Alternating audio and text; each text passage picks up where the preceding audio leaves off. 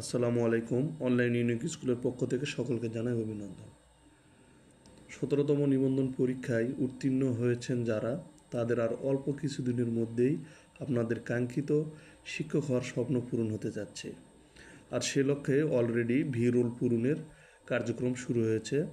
এই ভি-রোল পূরণের ক্ষেত্রে আমরা অনেকেই ভুল করে থাকি, আর এই ভুল থেকে আমরা আমাদের সেই শিক্ষক হওয়ার স্বপ্নকে ধূলিসাৎ করে দিই।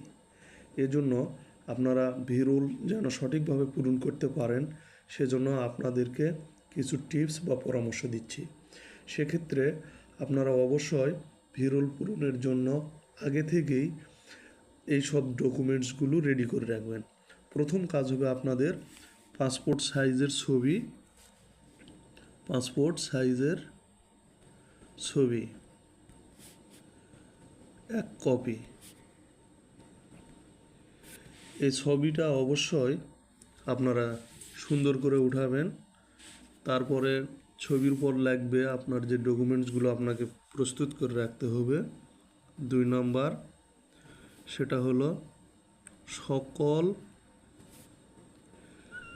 একাডেমিক সনদপত্র, অর্থাৎ এসএসসি, তারপরে হলো এসএসসির পর আপনার এইচএসসি, তারপরে হলো অনার্স, এরপর হলো মাস্টার্স। তাহলে সনদপত্র হলো 1টা, 2টা, 3টা, 4টা। কারো ক্ষেত্রে 2টা লাগবে, কারো ক্ষেত্রে 3টা, কারো ক্ষেত্রে 4টা। যার যেটাই লাগুক, এই একাডেমিক সনদপত্রগুলো আপনারা অবশ্যই স্ক্যান করবেন। কি করবেন? স্ক্যান করবেন। আর এই স্ক্যান করার পর এর মাপ হবে সর্বোচ্চ 1 MB, অর্থাৎ এসএসসিটা হবে 1 MB, এইচএসসিটা হবে 1 MB, অনার্সেরটা 1 MB, মাস্টার্সেরটা 1 MB। তাহলে আমাদের দ্বিতীয় কাজটা হলো আমার সকল সনদপত্রর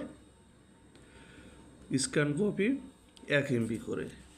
একাডেমিক সনদপত্রের পর আপনার আরেকটি সনদপত্র আছে, সেটি হলো নিবন্ধন সনদপত্র। অর্থাৎ আপনার নিবন্ধন পরীক্ষা দিয়ে পাশ করে নিবন্ধন থেকে আপনাকে যে সনদপত্রটা দেওয়া হয়েছে, সেই সনদপত্র এটাও কি করবেন? Scan copy. কতখানি করবেন? মাপ 1, পরিমাপটা হলো 1 MB। এরপর আপনাকে যে কাজটি করতে হবে সেটা হলো এনআইডি উভয় পৃষ্ঠা স্ক্যান কপি, এটাও লাগবে 1 MB। তাহলে আপনার যে সকল জরুরি ডকুমেন্টসের দরকার, তার মধ্যে হলো 1 নম্বর পাসপোর্ট সাইজের ছবি 1টি, সকল একাডেমিক সনদপত্র 1 কপি করে স্ক্যান কপি, এরপর নিবন্ধন সনদের স্ক্যান কপি 1টি, আর এনআইডির উভয় পৃষ্ঠা স্ক্যান কপি 1টি।